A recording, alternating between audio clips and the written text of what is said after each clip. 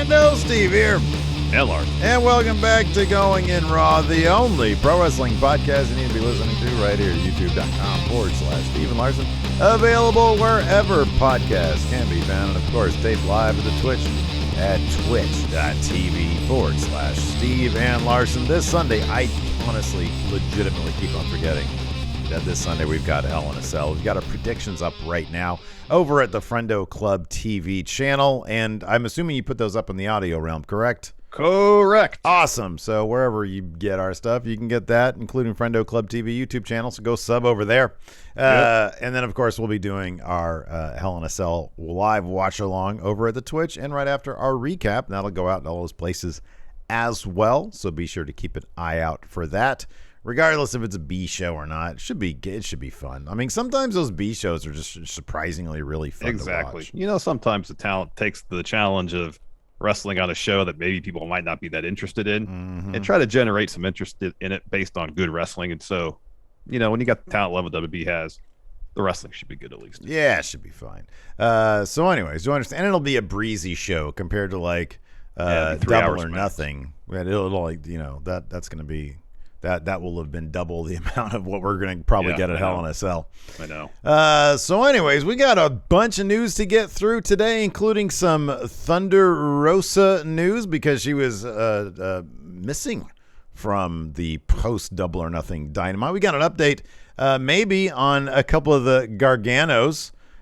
We've got one star who looks like he's done with Impact. We're going to be talking Impact Wrestling, the results from last night's show, and of course, NXT UK, which features some new champions.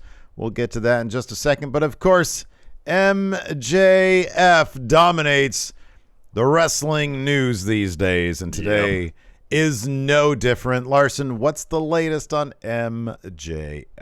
Yes, of course, MJF has been the talk of the wrestling world since the no-show that scheduled meet and greet in advance, Double or Nothing. And since then, his status in AEW has kind of been, I don't know, up in the air. At least a lot of speculation seems to be like, we don't know what's going on. Is he going to stick around AEW? Is he going to go? Is he going to wait to 2024? Is this a work? Is this a shoot? Anyways, this past Wednesday, of course, MJF dropped a promo in which he implored Tony Khan to fire him. And since then, AEW has removed MJF from basically everything. There's no MJF merch on Shop AEW.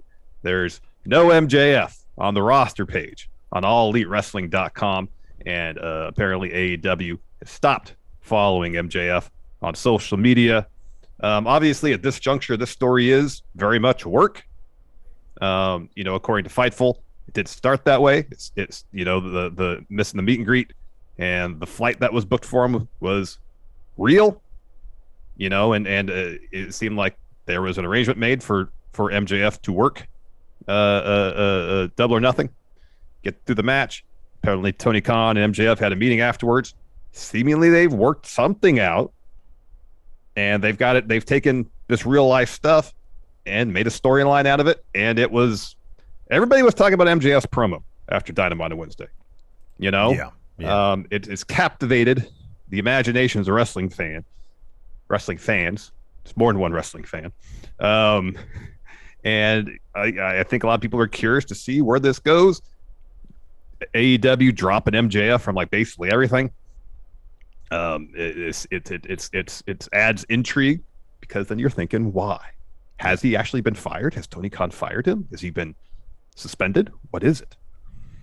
Yeah, pretty much everything they can do to try to make it look like he's been, you know, reprimanded, fired, whatever they're going to do in service of the story. The more interesting bit was reading the Fightful Select article on the backstage reactions and just how varied they are. It's a fascinating read and worth, you know, Fightful Select's always worth that $5 that paywall there.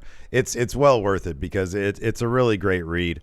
And the bottom line is there's just a lot of people backstage that don't know what's going on. There seems to be some amount of, I'm not going to say necessarily resentment, but a little bit of stuff that it kind of resembles resentment maybe. Like there was somebody here, you know, backstage that said, man, if I acted like this backstage, I wouldn't be in a job right now. the way MJF has been acting backstage. Well, Mm-hmm. that's the thing. That person probably doesn't have he's probably not the draw that MJF is for the ratings. Otherwise, maybe they would be allowed to do that. So yeah, it's been interesting to read even the backstage reaction, people that are there at AEW, you know, kind of confused about this, but they all seem to understand the same thing. This is a real life situation that they have found a way to morph into a story.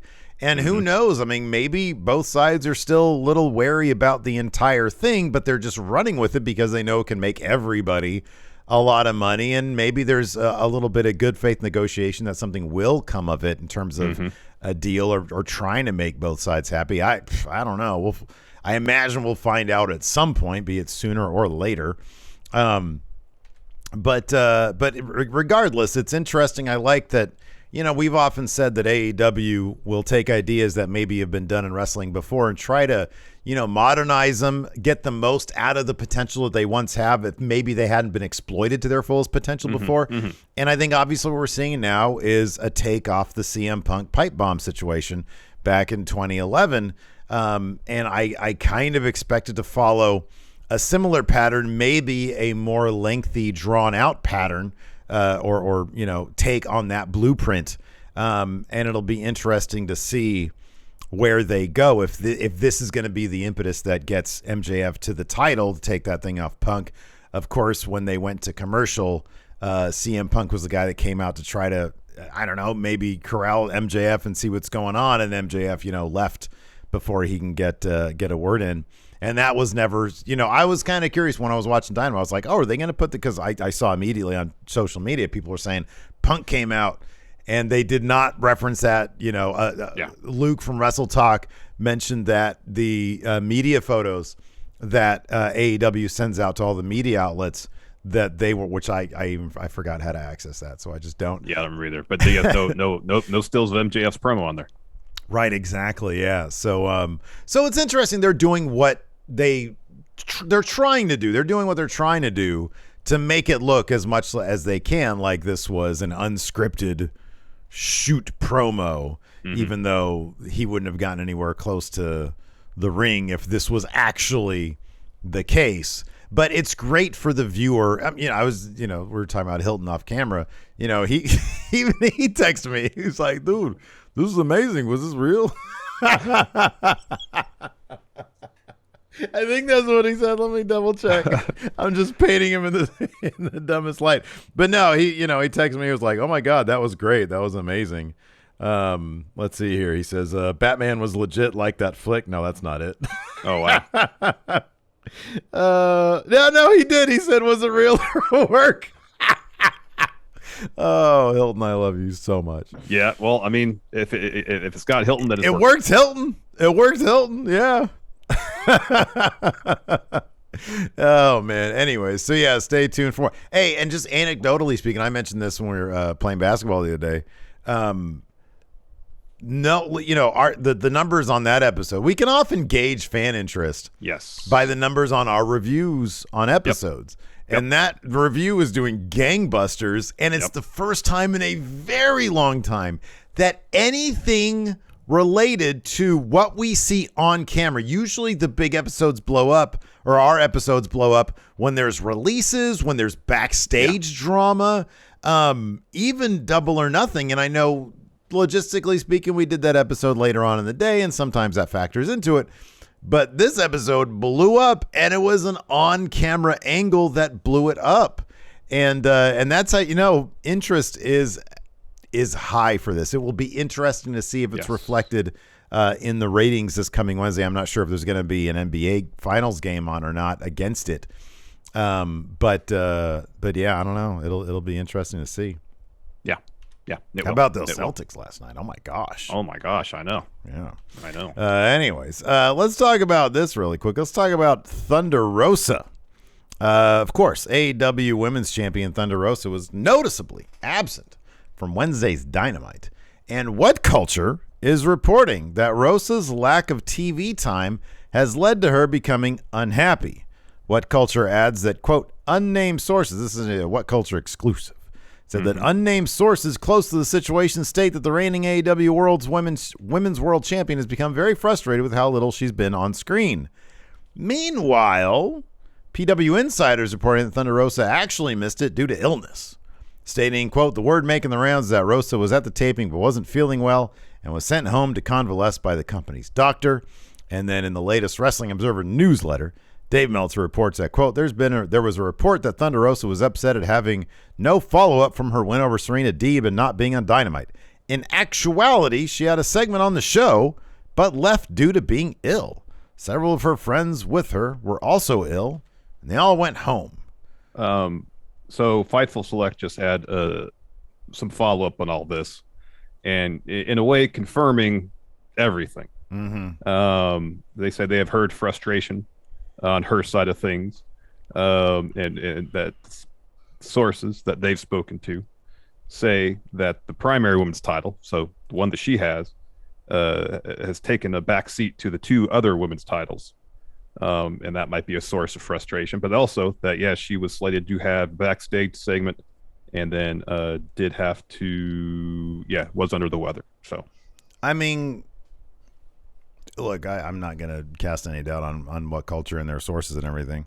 But like, this is one of those common sense things. Anybody would be frustrated in that position, you would think, because, I'm sure Thunder Rosa takes great pride in being champion. And ever since she got that title from Britt Baker, she has taken a back seat to the TBS title. Jade Cargill, obviously a huge star in the making. And honestly, much to Jade Cargill's credit, I think that she's done a good job, just a better job on her. Sometimes you have to take you got to grab at that old brass ring. And look what Jade Cargill's done with every little bit of TV time.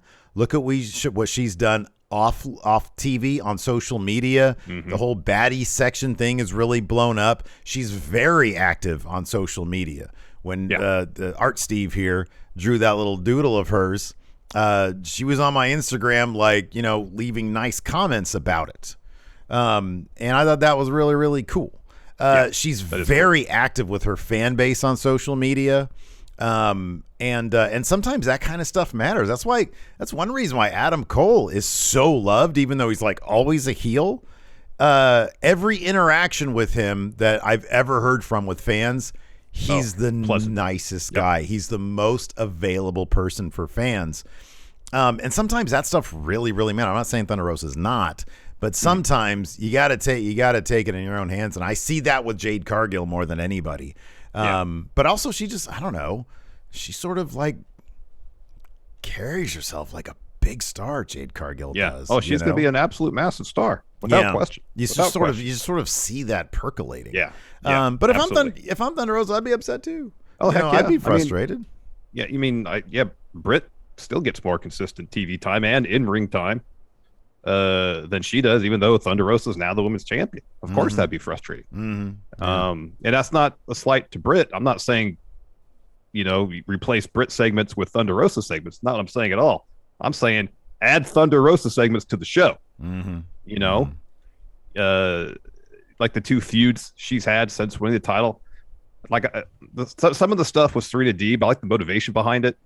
But it just, again, it's a matter of not having enough TV time to really flesh out the stories. And that's just because AEW doesn't dedicate enough time on TV to the women's division. Yeah, and that's true too. They shouldn't. Big Swole had it right back in the day. Everybody has to scratch and claw just to get TV time, and that's that's unless you're Britt Baker, and that's the problem. It's like, man, dedicate a little bit more time, shuffle things around a little bit more. And then you can have those two titles. But I'll tell you what, Jade Cargill's TBS title, that is not a mid-card title. That is not a mid. Maybe Scorpio Skies is, even though it's a beautiful title. Jade Cargill is nobody's mid-card champion, I tell you what. And it's honestly what they should just do is have Jade beat Thunder Rosa and have her be double champion. It makes all the sense in the world. That'll probably happen at some point. But before then, Thunder Rosa, since she is incredibly over.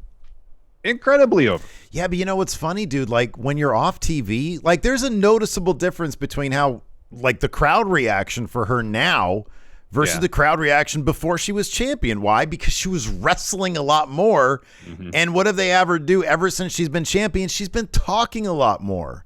And that's simply not, even though I appreciate a good Thunder Rosa promo, it's not really her strong suit. Her strong suit is in the ring. And they haven't been featuring her wrestling as much as, that's true. as much as they used to. And the crowd will respond as such. Look at Ruby. I mean, that's the best example right there. Yep. You take Ruby off TV, the crowd stops caring. She beats Chris Statlander, a crowd favorite, an AEW original. Crowd shits all over Ruby. You got to feature these people if you want the crowd reaction and not just on Dark and Elevation, man. People, it's not the same crowd. No, it's not. It's not. Anyways, before we move on to more news, let's go ahead and pay some bills, Larson. What do you say? Let's take a quick break here to get a word from our sponsor, BetterHelp Online Therapy. You know, Steve, life can be overwhelming at times. It is easy to feel burned out without realizing it. While burnout is often associated with work, any of life's roles can lead to burnout. So if you're feeling fatigued, irritable, or unmotivated, you could be dealing with burnout. And BetterHelp wants to remind you to prioritize yourself. Talking to someone can help you find out what's causing the stress in your life. Yeah, I've been there before. I've felt that fatigue, that lack of motivation, that irritability that comes with burnout. And I've gone through the process of trying to find a therapist, so I know how difficult it could be to find the right person to talk to. But BetterHelp is customized online therapy that offers video, phone, and even live chat sessions with your therapist, so you don't have to see anyone on camera if you don't want to. It's also much more affordable than in-person therapy, and you can be matched with a therapist in under 48 hours. And right now, Going In Raw listeners can get 10% off their first month at BetterHelp.com/raw. That's BetterHelp, HELP.com/raw. All right, let's talk the Gargano family, Steve. So, of course, John Gargano has been out since basically beginning of the year. Yeah. His NXT contract expired. He said, I'm going to stay home for a bit. His wife, Candice Lerae, she had a baby, and her contract with NXT expired fairly recently. So, given Candice's and Gargano's, for that matter, history with the PWG crowd, Young Bucks, so on, there's a lot of sense made if they were to go to AEW. But in the latest Wrestling Observer newsletter, Dave Meltzer has a bit of an update on what their futures might hold. Quote, regarding John Gargano and Candice LeRae, both should be back in wrestling relatively soon. There's nothing set as to where, but as we noted, LeRae has people pushing for her in AEW. Gargano has an open door to WWE, but also the realization that he'll be able to make money, but not be pushed, since NXT is focusing on younger people. And while he may be able to get a main roster spot, it's unlikely they'll do anything with him. Yeah. I mean, main roster, unless he had, if he tried to surpass Cody with the most complexest deal in WWE history, which I doubt he would, because I don't think Vince sees him as that guy. Yeah, it'd be difficult to go to WWE at this point unless you had certain assurances, which I just don't know WWE would give him. Yeah, I know that those certain assurances are reserved for a select few. I would be shocked if he even wanted to go to NXT. He had the perfect exit there. Why would you ever want to go back to 2.0? You would, first and foremost, you need assurances. No 2.0, no level up. Not going to do that. Yeah.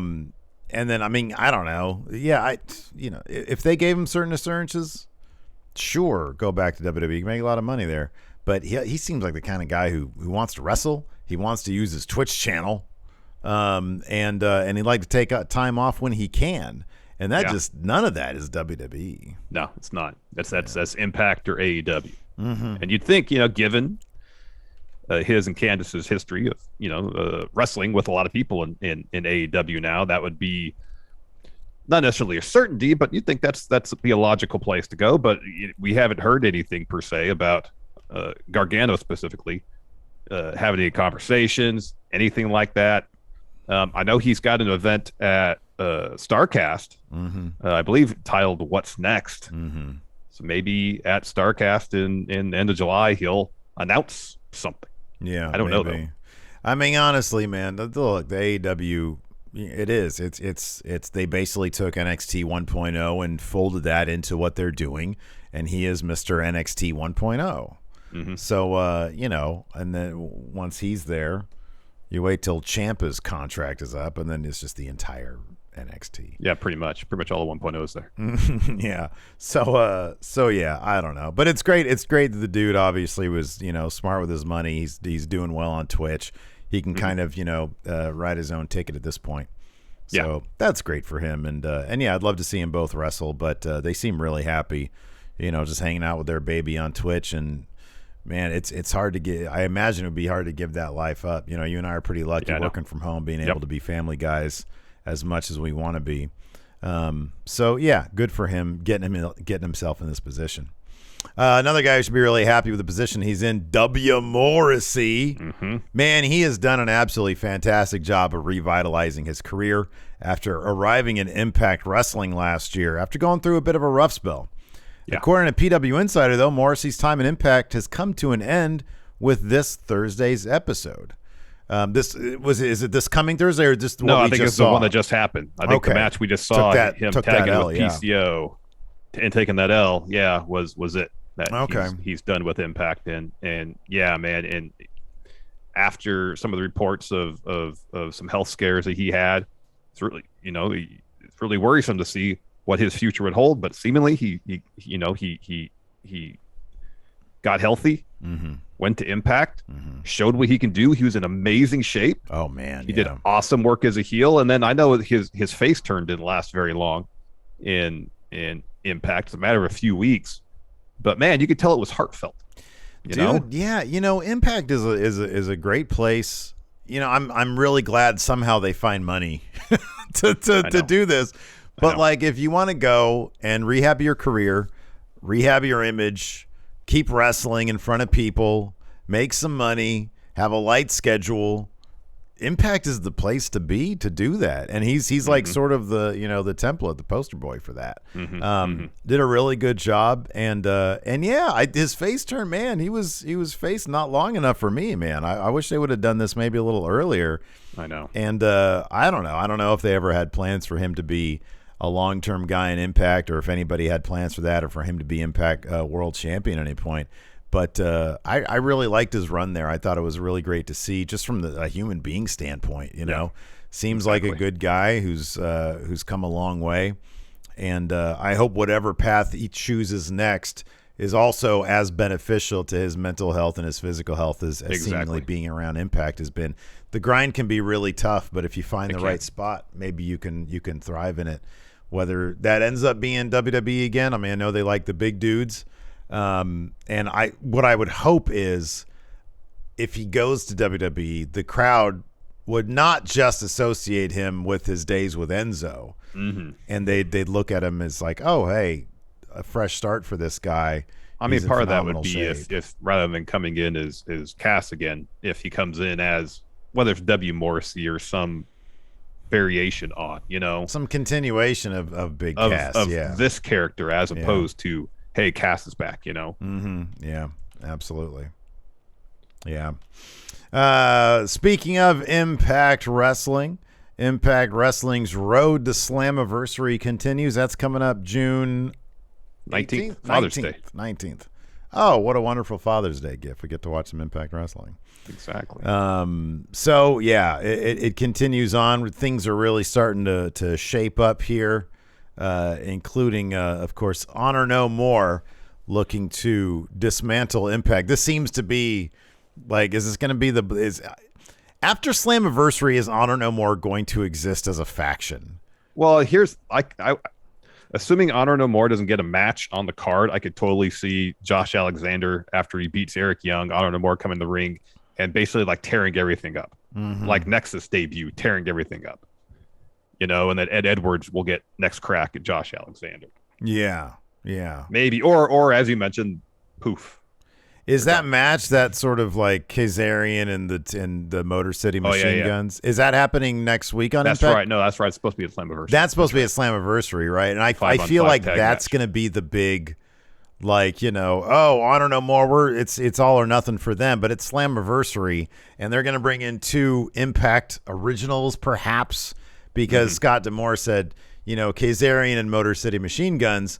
Find 2 people, I want them to be Impact. I don't care if they're Daniels and who else. It could be Samoa Joe. It could be Samoa Joe because he's got the the kind of the freedom now probably to do that. He'll probably get Tony Khan's blessing if he wanted it. I mean, Kazarian's there for God's sakes. Yeah. So I mean, hey, how cool it should be AJ Styles. That'd be pretty neat. Not gonna happen. That would never happen, but it'd be so cool. What about Scott Steiner? Impact original, absolutely, yeah. Exactly. Yeah, no, this is Slammiversary. They teased Samoa Joe last year. I know. So I mean, it could totally be Samoa Joe, and I guarantee if Samoa Joe's on that team, Team Impact's going to win that match. He's doing the Twisted Metal thing. They just announced that he's doing. Yeah. It's going to be on Peacock, so I don't know if he's going to be done in time for Slammiversary. I don't know. Is he doing? So it's like what? Oh, Will Arnett, I think, is playing the voice, but he's playing the physical manifestation of the character. That's what I read on chat yesterday. I don't know the situation. That's what somebody said. In any event, yeah, I don't know. Regardless, you got to think it's Slammiversary. Team Impact's going to win this. Like, Honor No More has been the invaders, but they really haven't done anything. No, they've been chumped out a lot. They've been chumped out a ton, and yeah, I get the feeling that they're just going to be decimated by the end of Slammiversary, and maybe those guys will still sort of be in Impact, but maybe they won't be trying to do that anymore. Or unless it is Samoa Joe and he turns on Impact because he's Ring of Honor. That's not going to happen. Ring of Honor they're TV. Like, wait, we're Honor No More and you're Ring of Honor. He's like, yeah, but I'm also Impact. I don't know who's who. But it's also confusing. Yeah, it is. But regardless, it was a fun show. Slammiversary should be a lot of fun. They're doing their best to bring some heat for this show. Kicked off with Savannah Evans versus Mia Yim. Of course, there's potentially an alliance here between Deonna Purrazzo, who did commentary in this match, and Tasha Steelz. Of course, Savannah Evans is her heater, her bodyguard.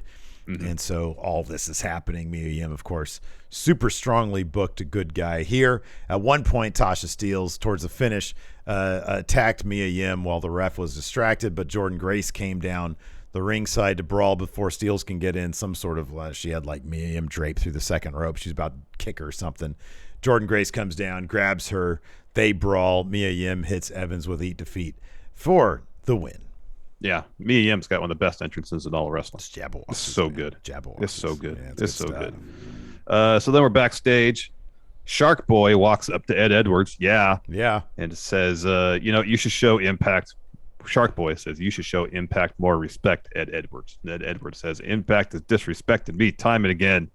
You don't know what Impact has become. And then Chris Harris steps in. Wildcat.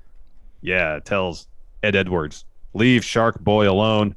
He says, I may have been out of the game for a while, but I have no problem throwing down with you. And Ed Edwards just leaves and says, all right, two of you enjoy your reunion. Oh, God, they're not going to be the two that's going to join with Team Impact. I might have to change my pick. Oh, yeah, you definitely changed your pick then.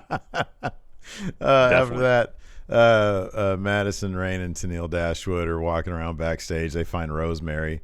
Rosemary's like, hey, beat feet. No, Spam Risk, I'm not going to pick you up. Oh, wow, scam likely, my phone here, yeah. Anyways, Tenille says, hey, we thought you might need some cheering up. Reigns says Havoc went to prove a point. All she proves that Decay don't deserve to be tag champions. They offer Rosemary some makeup, and Rosemary takes it, saying the Decay promised we'll see you sooner or later, and we will. She says, you'll need to use the makeup to paint your face back on after I bite it off. No. Wow. Yeah, man. Wow. It's like that dude who's on bath salts going around biting people's faces off. Man. Yeah, I remember that. Next, we had a really fun match between Kenny King and Blake Christian. Of course, if Blake were to win this, he would get Kenny King's spot in Ultimate X. Blake Christian did not win. He goes for a 450. Kenny gets his knees up. Dragon suplex, royal flush later. Kenny King wins. And then right after this match, they announced that Jack Evans was going to be in Ultimate X. Mm-hmm. That's cool. That's neat. That's going to be a hell of a match. Yeah. Backstage, Gujar steps up to Morrisey, says, hey, brother, thank you for your help. Morrisey says, it's not the worst thing in the world to have someone watching your back. And then the more you know, graphic showed up. And then Gujar says, hey, man, you got a big match tonight. I'm here if you need me. And then meanwhile, PCO's off camera going, Morrisey! And then it cuts back to Morris. He says, "I think I'll be fine." Yeah. Yeah. I didn't know what PCO was doing other than just making a ton of noise. That's all he was, man. That's That's what he does in his on spare something. time. Yeah. Morrisey! He had like a smile on his face the whole time. Yeah, I know he did. Then we had the Drama King, Matthew Raywalt, taking on Rich Swann for the digital media title, even though Rich Swann didn't have the digital media title because he won it from Matt Cardona, and then Cardona stole it back. So Rich Swann, this happened at Wrestling Revolver. Yeah, this Rich past weekend. Swann beat Cardona for the digital media championship. So he is the champion, but Cardona still has the title. Now, let me ask you a question. He had to steal the title because, of course, it's news that Rich Swann won the title at the show. However, this match was probably filmed several weeks ago. Yes. And so if he does not walk out with the title, hats off to Impact for recognizing those little details. No, dude. You mentioned that, and I play like I know what you're talking about, but I didn't even think about that. And you're absolutely right. Impact, people don't realize what a fucking miracle it is that Impact makes as much sense as it does on a week-to-week basis. Could you imagine the logistical nightmare of it's Kevin Nash and his whiteboard. Yeah. You know? Yeah. Of booking, I don't know how many episodes. They do one taping a month? Roughly, yeah. Usually they do a taping after every pay-per-view. That's crazy. Or premium event, you know. That's crazy. Yeah, it's something else. So they just crank these things out, these tapings out. They put them all together. They're able to twist and turn with the tides of the wrestling universe because half their dudes are out doing other stuff. Ace Austin just joined Bullet Club. Yeah, that was cool. So when he comes back to Impact, their next round of tapings, maybe, if there's any Ace, well, no, there wouldn't be though. Yeah, I don't think they would have had Ace Austin in his taping because meanwhile he's been sending in Matt Chat questions from the Best of Super Juniors. Yeah. It's crazy, man. Hats off to Impact for getting this done. Yep. So Rich Swann gets the win, hits a cutter, Phoenix Splash to get the W. After that, we had a Good Brothers promo. They really just put themselves over for a while. Hey, we've won titles. It was long. We've won titles everywhere. Our list of accomplishments is vast and long, and Briscoes, as good as what they are, their accomplishments don't add up eventually. So they throw to a top 10 video of their top 10 Impact moments. Number 4. And so the first 4 are like, hey, we won tag titles. It's time they won the tag titles. A couple other things. And start from 7. It's just all that time we beat the Briscoes. Mm-hmm. And so they'd set it up each time, and the punchline would be that time to beat the Briscoes. So at number 1, instead of them showing the clip of that time to beat the Briscoes again, the Briscoes come to the ring. And so the Briscoes tell them, hey, you guys are really funny, but you're soft. Difference between us is we, the Briscoes, we keep grinding every day. We get up at 4 a.m. We work on the farm when we're not wrestling. And it says, Good Brothers, you're pampered. And Carl is complaining about how the Briscoes stepped on their pop. We got to show the people our number 1 moment, and guess what it is? It's when they beat the Briscoes. The time they beat the Briscoes. Yeah. The Briscoes says, you're comedians, that's why you're not champs. And then they fight. Yeah. That'll be a good match and everything, but it's going to be pretty high up there in confidence points for me. Them Briscoes are not letting go of those titles. No, they're not. Yeah. After that, probably my number 1 confidence point guy is going to be Josh Alexander. Oh, he's winning that. Yeah, he's retaining that belt. He had an interview. He says, I don't have time to be. He literally said, I don't have time to be concerned about my opponent for Slammiversary because I'm the number 1 confidence point guy. Yeah. He says, Eric Young has done everything there is to do, so no, I have no time to be concerned. I need to be prepared.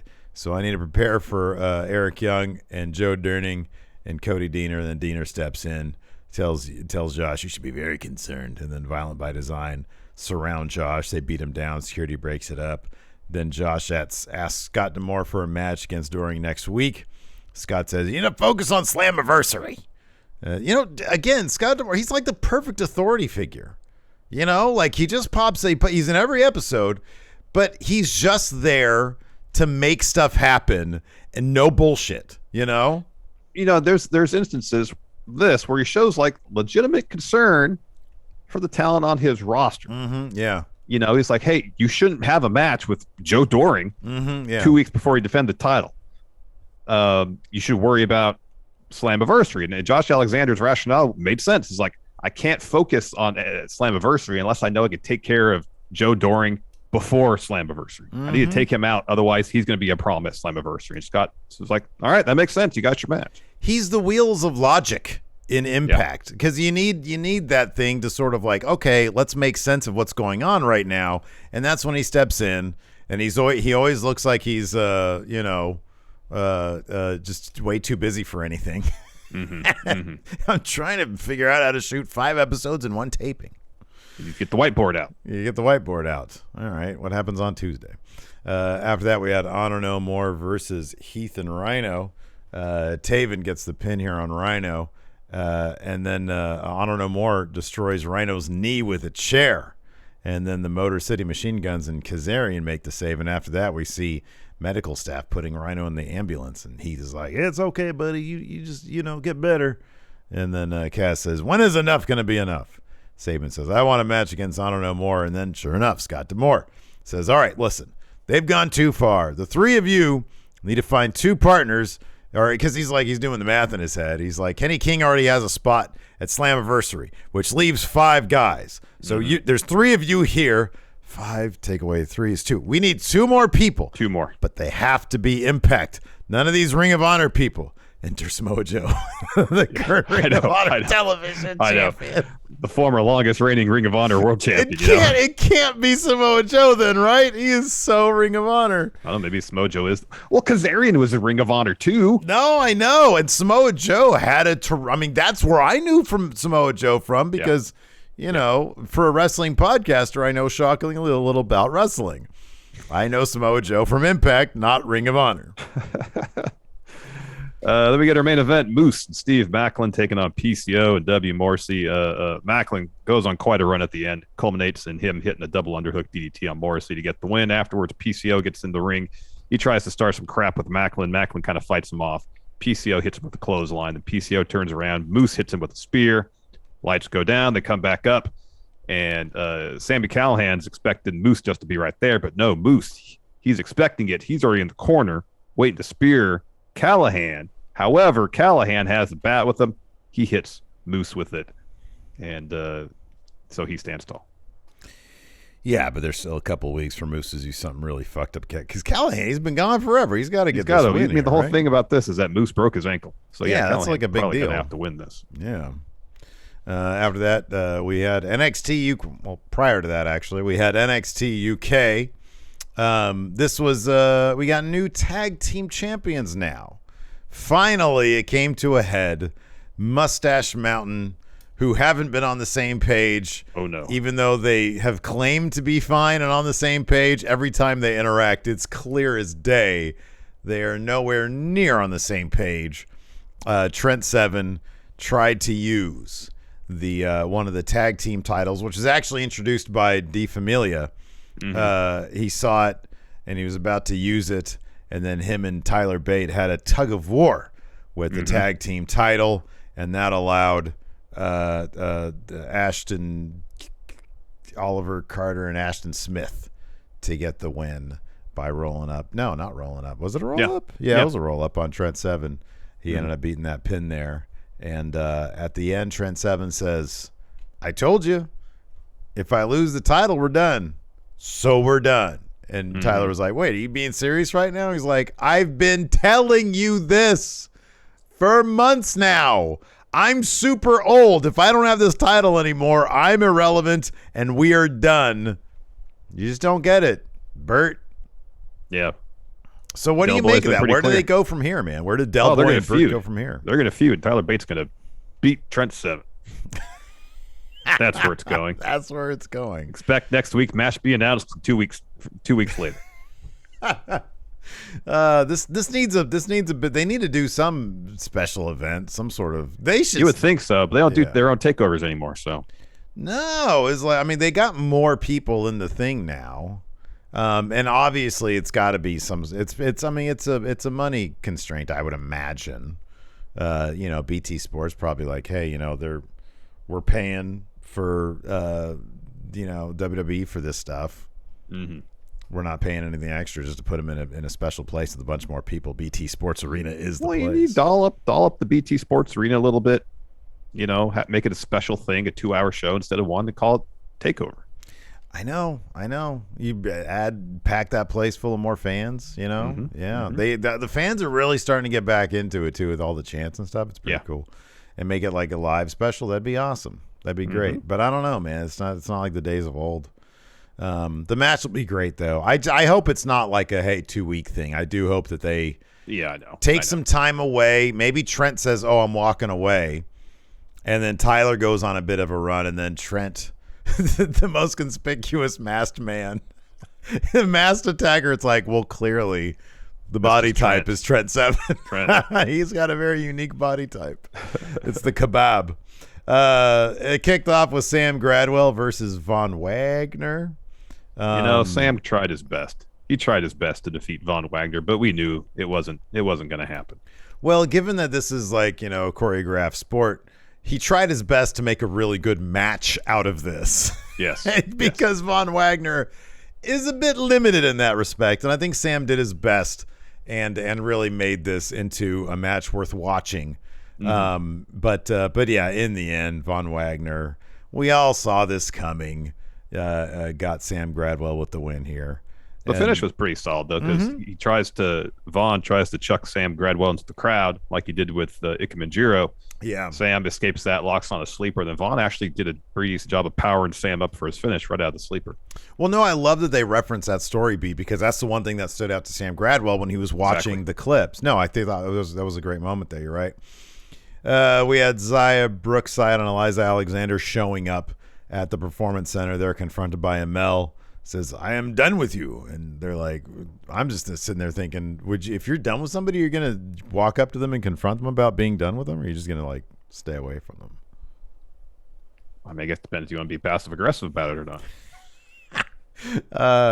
Says everybody knows Zaya can't beat her alone, and then she challenges Eliza to a match, and Zaya Brookside does a really good job as the bratty heel. I think she's really good at that.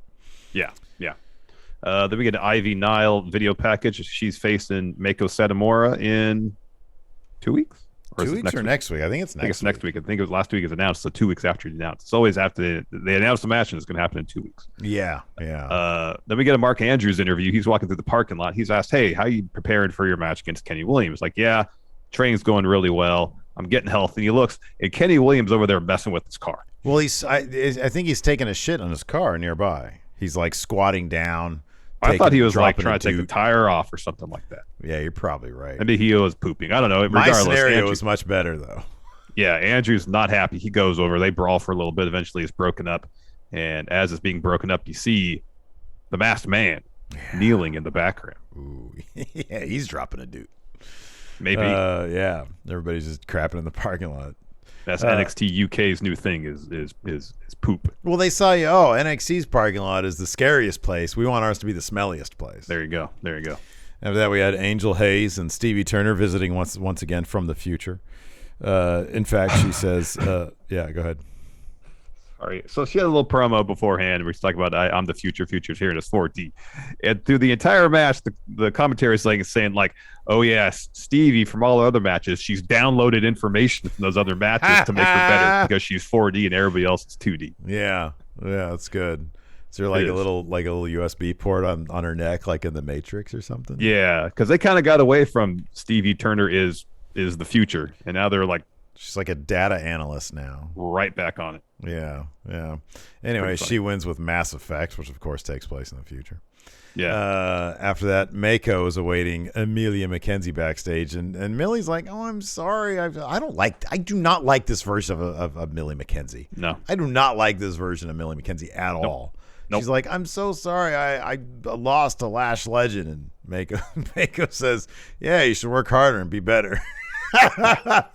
Mako, so far I've not seen any firm confirmation that Mako is a decent mentor. You'd think she would be because she does all that. Maybe she just doesn't like Millie McKenzie very much. That could be. She's like, "I've seen videos from your past, and you just clown around a lot. You dance, hang out with the bruiserweight, and mock, and you mimic him." You don't really take this very seriously, so I'm just going to be a shit mentor to you. It could be. That could be. After that, we had East End Bookie with Noam Dar and Shaw Samuels. They're trying to get their confidence back up after the Damon Kemp loss. Noam says, you can't open we can't open the market to the match against Wolfgang and Kemp. He says, they're not real friends. We're real friends. We know each other very well. And they start listing off things they know about each other. And he says, Wolfgang, if you were really Kemp's friend, you'd think twice about facing us. Mm-hmm. And then we had the main event for the tag titles. D Familia versus Ashton Smith and Oliver Carter versus Mustache Mountain. Went through the finish already. Hell of a match, though. Hell of a match. Mm-hmm. Oh, yeah. This is great. It was really good. Curious to see what's next for Mustache Mountain. Before we get to questions, Steve, you want to do a SmackDown Rampage preview? Yes. First up on SmackDown, we've got Riddle and Shinsuke Nakamura challenging the Usos for the undisputed WWE Tag Team title. So this is not happening at Hell in a Cell. No, it's happening tonight, but it's probably not going to have a clean finish. Six-pack challenge determined Ronda Rousey's next challenger for the SmackDown was championship. I did not note who was on the graphic. Let me find it real quick. And then also Madcap Moss returns with Payback on his mind. It was reported, and honestly, I totally forget who reported this, but Madcap's going to have like a repackaging of sort. Like it's not going to be Madcap. He's going to have like his own theme music. Maybe he'll go back to being Riddick Moss, man. Maybe. No more joke. Madman Moss. How about that? There we go. That's now he's good. Madman Moss. So the competitors in the six-pack challenge are Aaliyah, Shotzi, Raquel, Shayna, Xia Li, and Natalya. Oh, it's got to be Shotzi, right? Shotzi's been the one stirring the pot lately. Yeah, should it be Shotzi or Shayna just because Shayna versus Ronda would be cool? That would be rad, but wouldn't that be cooler if you wait till SummerSlam for that one? Yeah, that'd be good. That'd be good. Rampage, we got the Young Bucks taking on the Lucha Brothers. That'll be and they're in the Young Bucks territory too. That's gonna be it. It's a live Rampage. That's gonna be a hot crowd tonight, man. It is. We got Athena making her in-ring debut against Kira Hogan. Be a good match. And then Scorpio Sky defending the TNT title against Dante Martin. That's gonna be a good match. Yeah, that's a killer lineup tonight, man. Yep. All around. I don't know, man. I kind of feel like that Riddle Nakamura thing. I think tonight's probably going to be the end of it. I mean, might not be like a clean finish, but the Usos, I could see them just winning and then, but screwing over Riddle somehow in the process. Mm-hmm. And then Riddle has to continue his bloodline hunting solo. I could see them moving on with that, but who knows? Maybe you're right. All right. Yeah, it could be. You ready to answer some questions? Yeah. Yep, I've got a thread right here. Over on the YouTube, our Friday show, we feature questions from our YouTube crowd. We post a community thread there. That's why you got to hit that subscribe button, that little notify bell, so you can leave us a question as well. Yep. Jet Jaguar says, how would you book the first few months of Punk's championship run? I would say, if it's going to be a shorter, if you're going to do MJF, let's say they do MJF Punk at All Out in Chicago, and that's where MJF wins, to sort of do this, really capitalize on this stuff, which I think they should. Yeah, they should. Have Punk be like, keep him face, open challenge guy, and good-natured guy, and then MJF, just dastardly piece of shit who's already been fired from the company, comes in, steals the title, and runs away with it. Yeah. Yeah, that's good. That's good. I mean, if Punk, I think he should take his role now as face of the company sort of seriously, I mean, we've already seen that first Dynamite. He's, hey, I'm here to lead AEW into the next era, all that kind of stuff. Mm-hmm. And then MJF comes here and just derails all that shit. Yeah. Yeah, that's good. Pontus Olsen, what the hell is WB doing with Lacey Evans? So apparently she's on SmackDown again. That's right. Yeah. So all these promos, and then she was a good guy, then a bad guy, then a good guy, then a bad guy again. Now she's back on SmackDown. What a mess. Yeah, I don't know what's going on there. Nick Rutherford, out of the 4 previous AEW champs, which of those 4 would you like to see become the first ever 2-time champ, if any? It's Paige. Oh, yeah. Yeah, that should happen. That absolutely should happen. Paige should be the guy. Paige was trying to defend AEW from Punk. I was just about to say that. Yep. He needs to wrestle AEW back from MJF, who's trying to kill it. Yep, It basically writes itself. Yeah, it really does. Let's see here.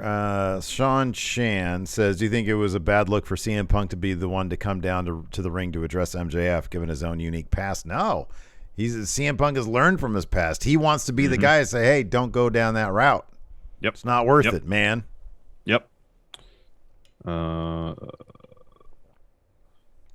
Oops. Oh, wow. Okay. Goach Art says, since there are more than 4 now, what's your Mount Rushmore of AEW champions? Okay. Well, they say 2 extra points if you say which president corresponds to each wrestler. Wow. Okay. So you got, Jericho's George Washington, clearly. So it was Washington, Lincoln, Teddy Roosevelt, and Jefferson. And Jefferson, yeah. So I'd have Jericho as George Washington. I would have Mox as Teddy Roosevelt. Okay, Rough Rider, I get that. Kenny as Thomas Jefferson. And then why is Kenny Thomas Jefferson? And not Lincoln? Because a lot of the philosophy of early America, I think, is credited to Jefferson. Yeah, sure. And the same can be said about the philosophy of what AEW is going to be. Based on what Kenny and the Elite were doing. That's why. Good answer. I like it. And then I'd say Page as Lincoln. Okay, yeah, okay. That's good. I like that. That's good. That's good stuff. Let's see here. We already sort of did that one. Oh, here we go. Deep voice dude. Which superstar from WWE and which wrestler from AEW would throw the most fun bachelor or bachelorette party?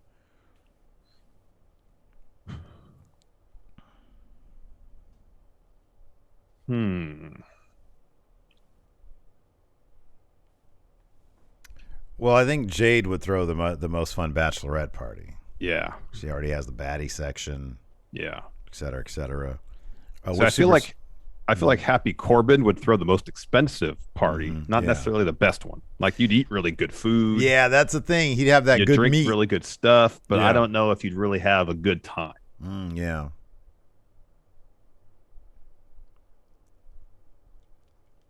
Drew McIntyre would throw a good Scottish bachelor party.